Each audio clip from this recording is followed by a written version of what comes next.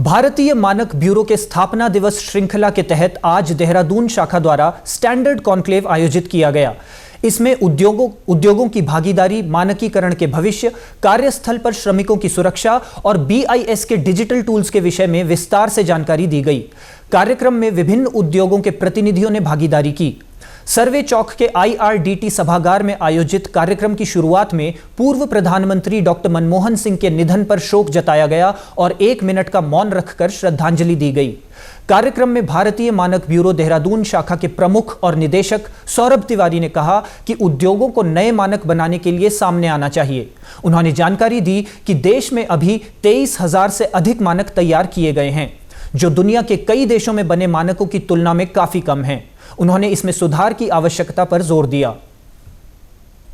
इस बैठक का जो मुख्य उद्देश्य था कि कैसे ये जो बड़ी इकाइयां हैं, ये हमारे देश में मानकीकरण का जो एक संस्कार है, जो एक सिस्टम है, उसको स्थापित करने के लिए, उसका संवर्धन करने के लिए हमारे साथ जुड़ सकते हैं।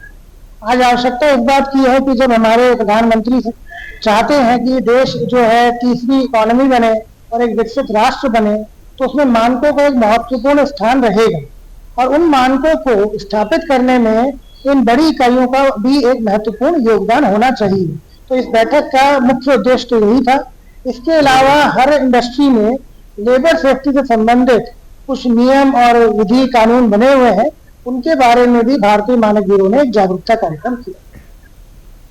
सिडकुल मैन्युफैक्चरर एसोसिएशन यूनिट के अध्यक्ष हरेंद्र गर्ग ने कहा कि नियमों का पालन करना उद्योगों की जिम्मेदारी है।